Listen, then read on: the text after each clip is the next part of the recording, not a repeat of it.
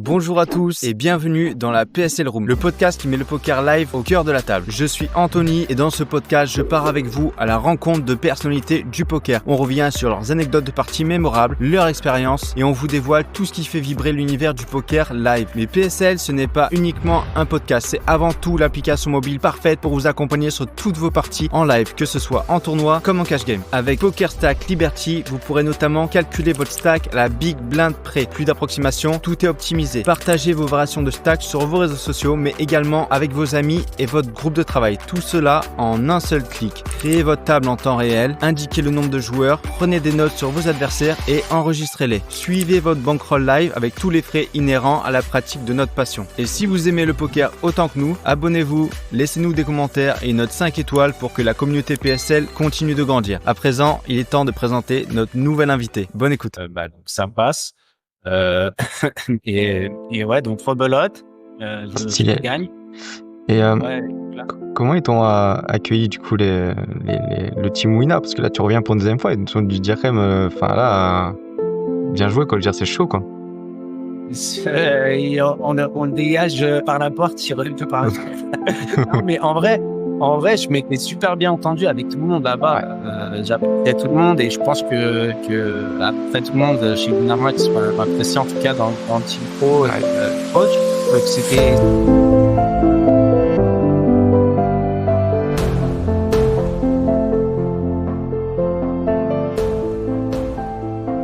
Salut Aladin, Salut Anthony. ça va bien et toi? Ouais, top. Bon. Super. On a réussi à se capter, il est quelle heure chez toi? Parce que t'es à l'autre bout de la planète. Ouais, c'est 15h. Ok. Bon, on a un peu d'écart, nous, on est le matin. Je te remercie d'avoir répondu présent à notre invitation dans la PokerStack Live Room, PokerStack Liberty Room, pardon. Comment est-ce que tu peux te présenter un petit peu pour les personnes qui te découvrent et nous en dire un peu plus sur toi? Ouais, ben moi c'est Aladin. Ça fait quand même maintenant plusieurs années que je suis joueur de poker professionnel depuis à peu près 2016-2017. J'avais commencé le poker un petit peu avant ça, en parallèle à mon travail, parce que Ouais. on va additionner auparavant. Et donc voilà. Après, sûrement les gens me connaissent plus parce qu'il était Team Pro Winamax Ouais. 4 ans. J'étais rentré par le biais dans Bahara, sûrement, on a les Top Shark Academy. Ouais. Et puis là, maintenant, j'avais lancé avec des amis un nouveau projet de Team Live qui s'appelait Smithara Poker. Ouais. Bahara aussi. Où, en fait, on parcourt le circuit asiatique. Ouais. Voilà, après, t'as la version courte, on peut faire on peut faire la version Ouais. plus tard. Ouais, c'est ça. Bien sûr, c'est prévu, ouais. Ok. Et est-ce que tu as des passions en dehors du poker? Mes premières passions, c'est le sport. Ouais. Ma première passion, ça a été le foot. Quand j'ai eu l'âge de comprendre, de parler, c'était tout de suite le foot. Ok. Les images Panini, le foot à la télé, téléfoot le dimanche. Ouais. C'était ma première passion. Et j'ai toujours été attiré par le sport, en fait, plusieurs sports de compétition, ça me faisait rêver. Ça, c'est mes premières passions. Ok. Il y a eu l'athlétisme et le sport à la télé. Puis j'aimais pratiquer toutes sortes de sports aussi. J'en ai fait plusieurs en club, en compétition. J'en ai fait aussi en loisir. Ok. T'as fait en compétition, c'était quoi? De l'athlé plutôt? Alors en compétition, j'ai fait du foot étant jeune. Ouais. Ensuite, je suis passé au volleyball. Ok. Après athlétisme. Ouais. Ok. T'étais dans quel coin en France? T'es de quelle région? Je suis de Lyon à la base. Ok. Ouais. Ouais. C'est une région très sportive, Lyon, hein, dans tout. Je sais que dans le basket aussi, il y a un gros niveau. Ouais, il y a l'Asvel, c'est sûr. Il y avait l'Olympique Lyonnais, bien sûr. Mm. En plus, j'ai eu la chance. En fait, je travaillais au stade quand il y a eu l'épopée et quand ils ont gagné plusieurs titres de champion de France. Ok. Je m'étais trouvé un emploi étudiant à côté. J'étais même au lycée encore à cette époque-là et ça me permettait de voir les matchs et en Ouais, plus d'être payé. trop bien. C'était l'époque Sonny Anderson, tout ça, hein? Exactement, Ok, c'était ouais. ça ou Pugno, tout ça. Après la grosse équipe avec Sidney Govou, Kachapa, Edmilson, Ouais, ouais. Diarra, et on avait une équipe unité d'intervention. Ok, ok. Je vois. Et du coup, ouais, tu le disais, t'as fait l'exploit quand même niveau poker de remporter 2 fois la Top Shark Academy. Euh, enfin, Énorme chance. ouais, tu peux nous en dire un peu plus? Bah, alors, en fait, la première Top Shark, Hmm. je venais de me lancer professionnel. En fait, j'ai démissionné de mon travail. Je travaillais dans une institution financière au Canada. Ok. J'ai démissionné parce que bah, je voulais quand même essayer de changer de vie, vraiment, ça ne dit pas trop tard, et d'essayer de vivre une vie plus avec un peu plus d'aventure parce que Hmm. là où où je commençais, ça allait être, je travaille dans un bureau et je reste toute ma carrière là-bas. Alors certes, j'aurais eu des bonnes conditions, un bon salaire, une bonne Hmm. retraite. Par contre, ça manquait un petit peu d'aventure, un petit peu d'excitation. Ok. Je me suis dit, c'est le moment de le faire pendant que j'ai encore pas trop de responsabilités et de tenter autre chose. Et dont le poker, après, c'était vraiment ma grosse passion en Ouais. fait, du moment. Je faisais que ça. Dès que je travaillais pas, j'étais en train de jouer au poker. Ok. Alors j'ai démissionné et j'ai tenté de passer co, mais à partir de pas grand-chose, à partir de mes de mes connaissances que j'avais quand même déjà un petit peu accumulées, c'est-à-dire que j'avais travaillé un petit peu le jeu, j'avais un peu T'avais d'expérience. un groupe de travail, non? Pardon, ouais, Le groupe c'est ça, ouais. 4 bêtes, c'est ce que j'ai vu, hein, 4 bêtes. La team Forbet Light, Faut mettre là. ouais, à l'époque, donc c'est on essayait de comprendre avec les outils qu'on avait, quoi. Ouais. Et donc, alors, quand je me lance, mais quand je me lance, les techniques n'étaient pas si évident parce que j'ai essayé de monter ma banque pour le RTT à partir de pas grand chose. Ouais. Et j'ai eu deux énormes coups de chance, en fait. Le premier, c'était qu'en fait, je me suis qualifié j'ai gagné le free roll sur pokerstar.fr pour participer à la maison du bluff. Ok. Et- Ouais. Mais ça, c'était un run de folie parce que c'était des free rolls avec 10 000 joueurs Ouais. Ah, ouf. et on en jouait 3 et j'ai fait 3 TF, Ok. dont un que j'ai gagné. Donc, enfin, c'était insensé le run. Donc ça m'a un petit peu fait connaître le poker Ouais. un petit peu. J'ai été un peu payé pour participer à l'émission. J'ai reçu quelques euros, puis une Ok. expérience un tag. Ouais. Et donc par la suite, essayer de grinder en fait à partir de là. Et ben, quand il y a eu la Top Shark Academy qui est arrivée, je me suis dit en fait c'est le moment ou jamais. C'est Ouais. ça qui peut me propulser. Et donc je me suis lancé dedans vraiment à fond. Ça, c'était les premières éditions? C'est-à-dire, toi, t'étais dès les premières éditions? Non, non, c'était déjà au moins à la quatrième ou Ok. cinquième Ok. déjà, Ouais. peut-être. La 5, 4, 5, 6e, je sais plus, mais il y en avait eu d'autres avant de moi. Il y a D'accord. au Top Shark. Je suivais, je connaissais un peu Winamax, en fait. C'est grâce à Dans la tête d'un pro les premiers qui Hmm. m'ont fait découvrir un type de contenu francophone. Ouais. Donc, ça. Et donc, je me suis lancé dans Accord perdu dedans. En fait, en gros, il y avait que ça qui comptait. Je pensais qu'à ça. J'ai dit, en fait, il faut que je gagne ça. Il n'y a pas. Ouais. Ouais. Ouais. Donc, alors, effectivement, je run très, très good, évidemment, puisqu'il faut un Hmm. sacré coup de chance avec tout le monde. Enfin, Ouais, bien sûr. tellement de variances. C'est pendant les séries de janvier, c'est ça? C'est ça, Ouais. pendant les séries de janvier, mais ça durait 7 semaines, puisque 2 mois, quoi. Ouais, c'est ça. Ça démarre Ça avant. existe beaucoup, la Top Shark, mais c'était une grosse compétition. Ouais. Et je gagne une première année. Winamax Ouais. renouvelle pas mon contrat, donc je reste un an pas team pro, je grind online MTT. Là, t'as une bankroll ok, quand même, de toute façon. Pas énorme, mais ça va quoi.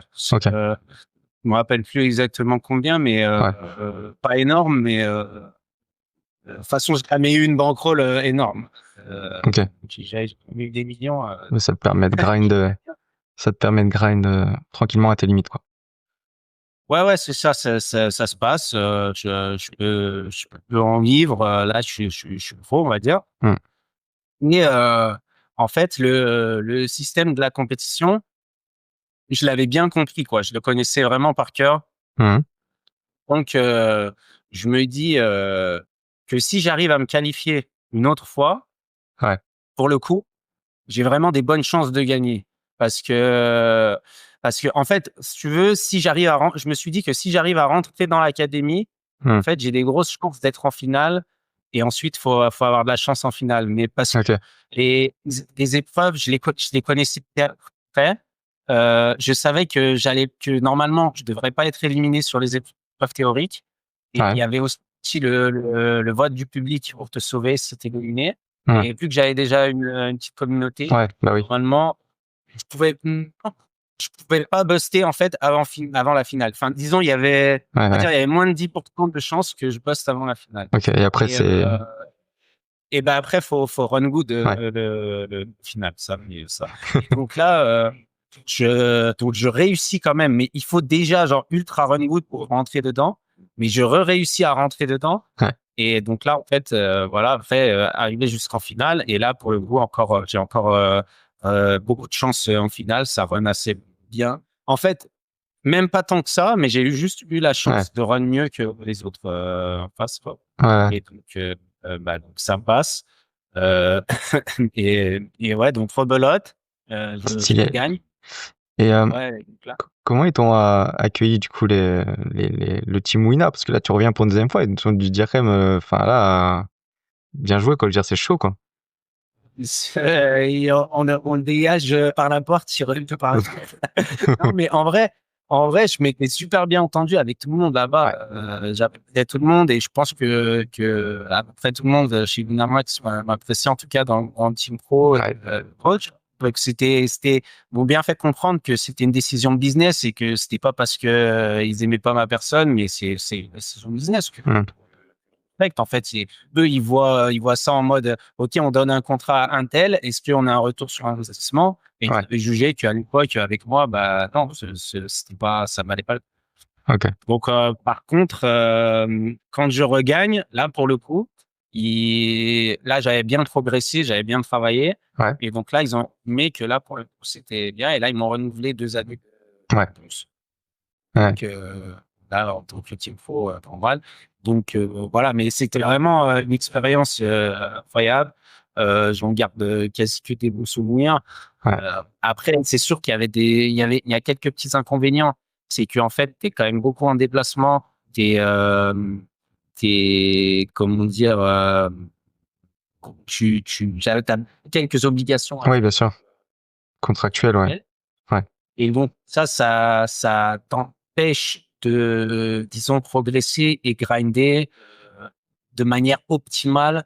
Hmm. Enfin, disons, il y a mieux à faire. Mais c'était aussi le côté lifestyle un peu Ouais. que faisait rêver au départ. Et puis pour le circuit aussi, c'est quand même plus tourné sur le circuit live du coup parce que il faut rencontrer les personnes de la commu et du coup être sur le live, bah c'est un des meilleurs moyens aussi. Donc il y a de l'online, du stream et aussi du Alors, live, quoi. ouais, c'est clair. Alors, il y a une des années où c'était Covid. Que Hmm. là, le live, Ouais. c'était même sur online, justement, le stream. Ouais, Hmm. mais oui, c'était le live. Et puis, de toute façon, moi, je préfère le live. Enfin, en termes de. Il y a des avantages et des inconvénients aux deux, c'est pareil. Mais le live, en termes de. C'est sympa, tu vois du monde. Ouais, bien sûr. Alors, la variance, c'est pareil. Enfin, c'est difficile, quelquefois, en live, c'est pas toujours facile. Il n'y a pas que c'est pas la joie tout le temps. Des fois, Ouais. tu peux buster des tournois pendant longtemps. En boucle, ouais. Ouais. Mais est-ce que tu faisais déjà des lives avant? Oui, t'avais quand même commencé un peu le circuit ou Moi, en fait, j'ai commencé le cadre live. en live? Ok. Ouais. Parce que moi, le poker, c'était ça sort à une table et je jouais avec des cartes en vrai. Hmm. J'ai été club online que par la suite.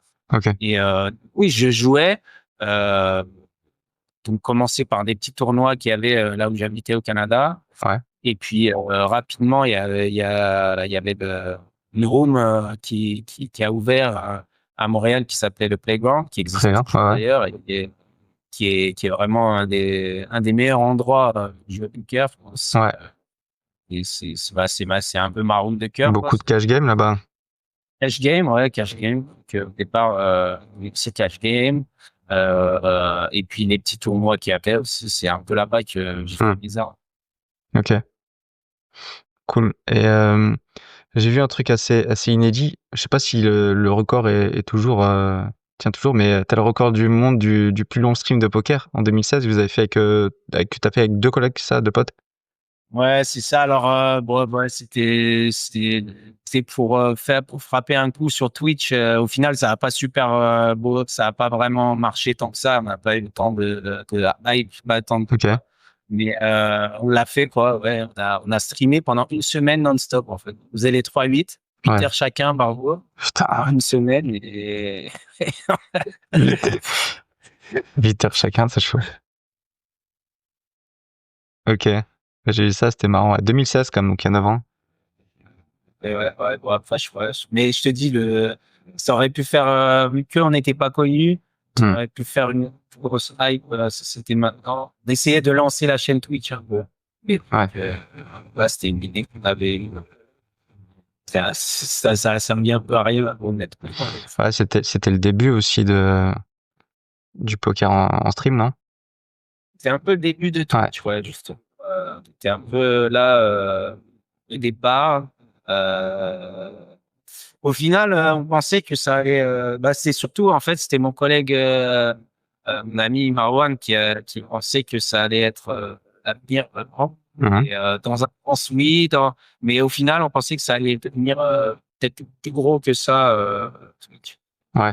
Après, c'est devenu gros, mais pour les jeux vidéo, quoi. Ouais. Ouais, mais ça aurait pu. Ça aurait pu. Après, c'est pas fini. Bon, s'ils arrivent à lever un peu les blocages qu'il y a actuellement, mais ça peut toujours. Ok. Et donc du coup, après cette deuxième Top Shark, comment ça se passe? Je sais qu'après t'es allé en Thaïlande du coup. Est-ce que ça directement au Cambodge? Ça c'était rapidement après le dernier contre Wina, non? Alors ouais, j'ai commencé à y aller déjà pendant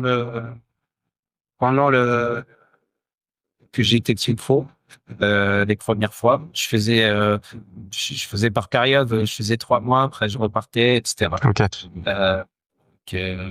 Ouais, donc, un pays où la vie est pas chère, où il fait beau. Ouais. Que c'était un bon plan. Après, pour les NTT, c'est pas du tout le meilleur plan en termes d'horaire. Ah ouais, c'est quoi les horaires du coup de grind? Ah oui, parce que vous avez 3 heures d'avance sur nous. C'est 5 heures ou 6 heures. En fait, les Ah ouais. horaires, c'est infernal. Ah oui, 5 heures. Ouais. Ok. Si tu veux jouer les sessions normales, il faut jouer la nuit. Ah ouais, tu joues toute la nuit du coup. C'est l'inverse. Donc, en MTT, ou alors, il faut trouver d'autres grilles de session. C'est le tour, hein, tu vois. Il faut, soit, Ouais, ou sur GG, ouais, tu peux jouer toute la journée. ouais, ouais. Mais c'est surtout, c'est une des raisons pourquoi, en fait, je grind plus vraiment, même parce que le rythme, tu vois, enfin, Ok. Et donc du coup, oui, il y avait ce passage par le centre de formation, par Notser, où tu as évolué avec notamment Léo Soma et d'autres joueurs qui ont fait le circuit live un petit peu avec toi pour Vegas. Et ensuite, rapidement, là, tu as créé ton autre projet, et le projet École du Bluff, et surtout l'équipe Simitara. C'est ça, un Simitara, ouais. Qu'est-ce que tu peux nous... Ouais. Et ouais, en fait, c'était une team live que c'est mon partenaire aussi faisait. Ouais. Et donc, parallèlement, on a lancé aussi une formation qui s'appelle École du Bluff, qui est destinée un peu aux joueurs plutôt débutants. Et donc voilà, c'était le projet. Donc, on a fait 2 saisons avec Simutara. Ouais.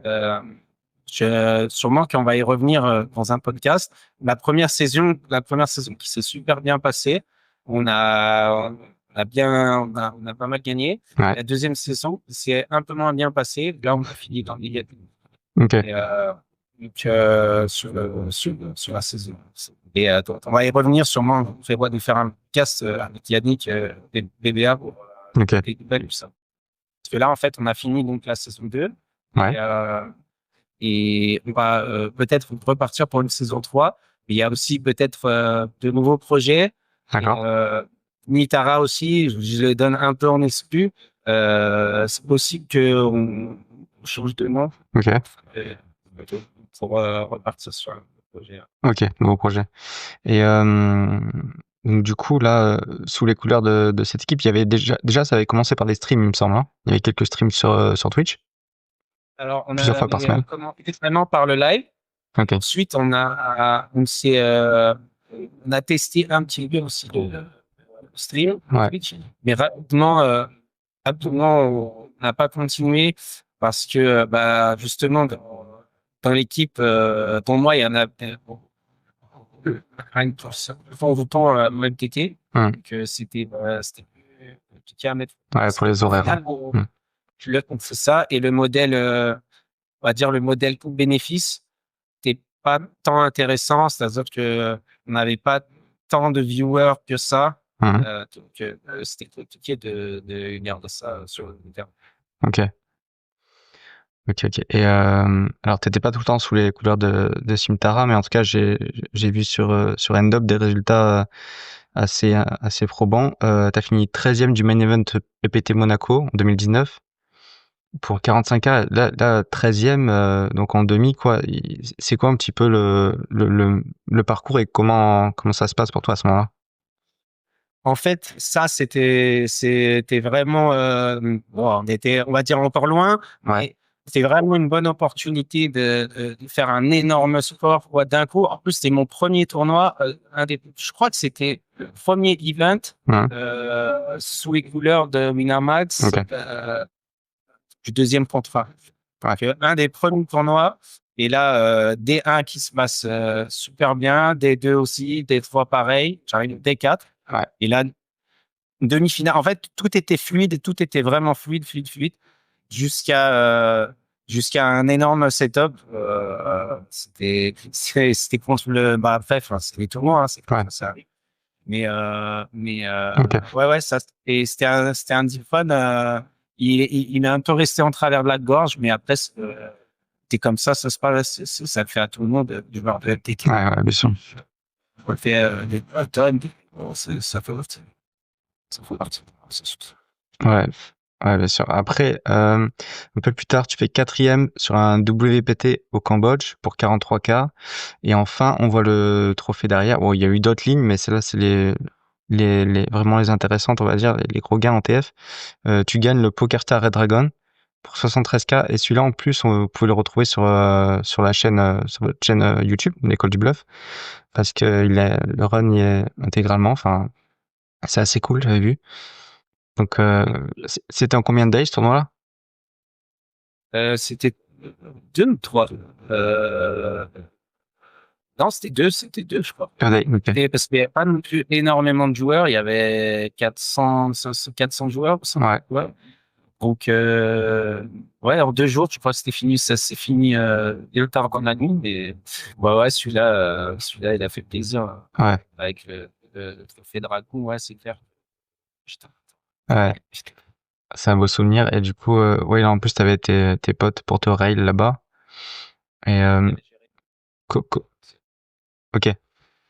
Et comment est le feed là-bas de ces événements, les APPT, du coup, c'est les Asian Poker Pacific Tour. Comment est le feed là-bas? Alors, ça va dépendre des pays. Le APPT, il y a plus que 2 endroits où ils le font en Asie, c'est Philippines et Cambodge. Okay. Et, alors, le Cambodge, c'est pas mal, mais c'est pas le feed le plus haut parce que les locaux n'ont pas le droit de jouer. Donc, c'est que des étrangers qui. D'accord. Ouais. Donc ça reste beau, mais c'est pas le plus beau d'Asie. Ouais, ouais. Moi, je sais pas la destination comme ça. Les Philippines, c'est intéressant aussi. Euh, Seulement les Philippins, en fait, ils tiennent quand même un peu les cartes. Ok. Les Philippins, c'est pas tous des Allemands, on va dire, c'est pas tous des top break, Mhm. mais ils tiennent un peu les cartes, quoi. Ils font pas n'importe quoi. Puis, les Philippines, ça reste un pays quand même en moyenne assez pauvre. Ouais. Donc là, c'est important, sa valeur. Ouais. Ils font attention avec l'argent. Voilà. Donc voilà, c'est un peu mon ressenti. Après, ça Ok. reste quand même assez soft parce il y a pas mal de joueurs qui viennent de l'étranger, qui sont soit à se libre, soit en vacances, ou soit qui habitent là, mais qui sont pas professionnels. Ouais. Philippines, ça reste beau et surtout les structures sont vraiment top. J'aime bien et l'organisation est bonne. C'est Ok. sûr qu'il y aura beaucoup de fois que c'est organisé avec Calstar, c'est carré. Ouais, ouais. Donc, puis l'endroit est vraiment beau à Manille, enfin, le casino. Ouais. Donc, ouais, c'est une belle destination. Ok. Ça, Philippines, du coup, ça a combien de temps de chez toi? C'est à peut-être 6 heures, mais il n'y a pas de là où j'habite, il y a pas de direct. Ok. Mais ouais, il y a je sais à peu près 6 heures. Ok. Un vol de 3 heures, un vol de 3 heures. D'accord. Pas très long. Euh, euh, Bah, du coup, est-ce que tu as prévu de rejouer d'autres tournois en Asie? Du coup, tu disais qu'il y a peut-être ce nouveau projet qui va redémarrer, mais est-ce qu'il y a le projet de vraiment de focus encore sur ce circuit-là ou de rejouer d'autres circuits en Europe un petit peu ou au prochain Vegas? Euh, alors oui, c'est clair que j'aimerais bien aller refaire un tournoi Europe, Ouais. Vegas, ouais, mais j'aimerais bien. Après, c'est sûr qu'on a du temps là. Ouais. Beaucoup, Logistique, c'est dur. c'est tellement loin. Et ça fait tellement de faits, en fait, que de rester en Asie, c'est pas mal. Ouais, ouais. Donc, je vais pas aller m'amuser à, on va dire, à aller faire des EPT. Ouais. Pas souvent, quoi. Ouais, c'est ça, voilà. Après, peut-être un Vegas, j'ai quand même envie de refaire un Vegas, en fait, pour jouer les mixed games, parce que je suis fan des mixed games. Ok, ouais. Bon, après, c'est plus on va dire, un rêve encore qu'un véritable projet planifié. Parce que, bah, c'est ça, Vegas, en fait, tu peux vite perdre beaucoup, quoi. Donc, Ouais, ouais, bien sûr. Ouais. faire attention, ça va vite que tu restes. Puis si tu veux rester tout le monde, bah, c'est ça, c'est un risque financier, quoi. Bien sûr. Ok. Donc c'est dans les projets, mais c'est pas fixé pour l'instant, quoi. Mais si je sais pas si tu as de la famille encore en France ou sur Lyon, si tu viens dans le coin, c'est des choses qui t'intéressent. Est-ce que tu regardes aussi ce qui se passe pour peut-être faire un event, je sais pas, par exemple, bah, le WPO, la Winamax qui est en septembre. Bon, c'est un peu short, mais dans l'idée, est-ce que c'est quelque chose qui est possible? Ouais, clairement, clairement. C'est surtout si je suis dans le coin et qu'il y a un tournoi, je vais aller le faire avec plaisir. C'est sûr. Ouais, ouais. Que si par exemple, si je suis à Lyon et que je sais que des fois il y a la FBO Lyon, Ouais. euh, DSO, ça me ferait Ou des plaisir ouais. parce que je sais même pas si j'ai déjà joué un tournoi à Lyon en fait. Ok. DSO, euh, j'ai peut-être. Je sais même pas si Ouais. je crois pas, en fait. J'ai peut-être joué une fois, j'ai joué une fois peut-être un satellite comment ça s'appelle, le casino à la Tour de Savane. Toi, Savani, ouais. Le Pasino, ils l'ont refait, là. Là, j'ai jamais joué Ok. au poker au Farallon, à la Cité internationale, là, vers le parc de la Tête d'Or. Donc, ouais, au final, donc, c'est clair. Ouais, ouais, S'il y a ouais. Si t'as l'occasion, ouais. un truc, ça serait, Ok. Quel est ton regard sur la scène française dans les festivals internationaux du coup? Moi, je sais pas si tu peux faire référence aussi, surtout à Vegas, parce qu'il y a quand même des Français présents là-bas. Tu veux dire mon regard sur le niveau? Ouais, c'est ça. Ouais, leur niveau et aussi l'ambiance, le rail et tout ça. Ah bah, le rail général, enfin, les fois où j'étais à Vegas, il y a quand même bonne entraide, je trouve, entre les Français, ça se supporte. Ouais. On se connaissait tous à peu près. Donc, je trouvais que l'ambiance est bonne entre Français Ouais. à Vegas. Et puis là, maintenant, il y a des très, très bons joueurs français. Là, l'époque où les Français étaient un peu, avaient la réputation de pas être au niveau. Ouais. Un peu moqué, ouais. Ouais, c'est vrai, maintenant, il y a de très bons joueurs français qui jouent bien, qui ont des résultats, Ouais, complètement. qu'Afrique, je dirais, qui sortent bien. Ouais, là, on n'a pas eu de bracelet cet été, mais encore une fois, c'est très dur, quoi. Les fields sont gigantesques, puis on a fait pas mal d'OTF quand même, et puis il y a eu des heads up, des deuxièmes places, et puis il y a eu des wins aussi sur des casinos annexes, donc ça s'est passé comme ça cette année. Gagner un bracelet, c'est pas évident. Ouais, ouais. Il n'y en a pas tant que ça chaque année, même s'il y en a de plus en plus. Ouais. C'est une énorme field. Déjà, enfin, il y a beaucoup de bons joueurs français qui ont pas encore de bracelet. Très souvent. Enfin, ouais, mais sinon, ouais, après, je veux dire qu'il n'y ait pas de bracelet gagné en une année, je veux dire, Ouais, c'est clair. non, ça me paraît logique. Quelquefois, il y en a trois, il y en a quatre. Une année. Ouais. Ça reste, C'est des ça gros. reste une performance et un beau run à ce moment-là et de savoir sortir son meilleur jeu. Ouais, c'est clair. Et du coup, avec quand même l'énorme performance de Léo, ancienne teammate, qui allait jusqu'en TF, ça c'est historique. Tu parles de Léo Soma qui a gagné. Non, Léo Marguette. Qui allait en TF là. Ouais. Qui allait en TF du main. Ah oui, truc de fou. Énorme perf. En plus, Léo Marguerite, elle est tellement sympathique, tellement joyeuse. Ouais. Je m'entendais très bien avec elle. Je suis vraiment pas content elle avec ce run de folie dans le main event. Première femme dans l'époque moderne. Ouais, c'est sûr. Incroyable. 1,5 million à la clé, je crois. Ouais. Magnifique. C'est clair. Du coup, pour rester sur le poker live, comment vois-tu le poker live dans 5 ans? Comment je vois le poker live dans 5 ans? En vrai, comme il est maintenant, à peu près, je sais pas. Il y aurait quelque chose. Ouais, au niveau des garanties, tout ça, je veux dire, c'est vrai que là, ça marche très fort, ça tourne à plein régime, quoi. Toi, tu vois un peu la même chose dans 5 ans?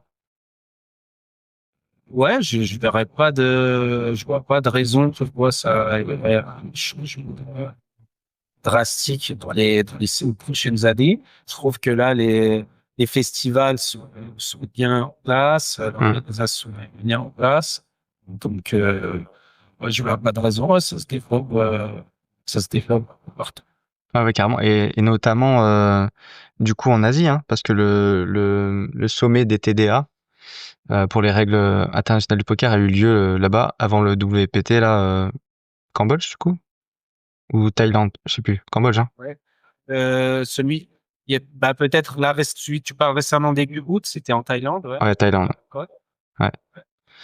Et donc, du coup, ils veulent vraiment, ils savent que le marché là-bas en Asie est en plein développement et que, bah, forcément, avec le nombre de joueurs potentiels qu'il peut y avoir, ça peut être un gros marché aussi et ça va amener beaucoup de monde, beaucoup de nouveaux joueurs aussi, hein. Bah, c'est clair, l'Asie, c'est vrai que c'est vraiment ça se développe. Il y a, et puis l'ambiance est vraiment top. Ok. C'est super sympa. Ça fait penser un peu aux États-Unis aussi, où en fait, Ouais. au moment des WSOP, La plupart, c'est des gens qui travaillent toute l'année et ils se font un peu leur petit plaisir, leurs vacances de l'année allant à Vegas. Moi, je crois qu'il y a quelqu'un Ouais. ça nous d'être là. Et en Asie, c'est à peu près pareil.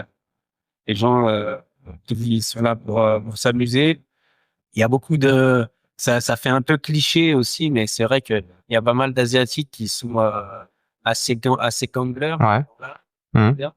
Euh, L'argent, ils sont pas attachés spécialement à l'argent et ils le perdent, ils le gagnent. C'est comme ça.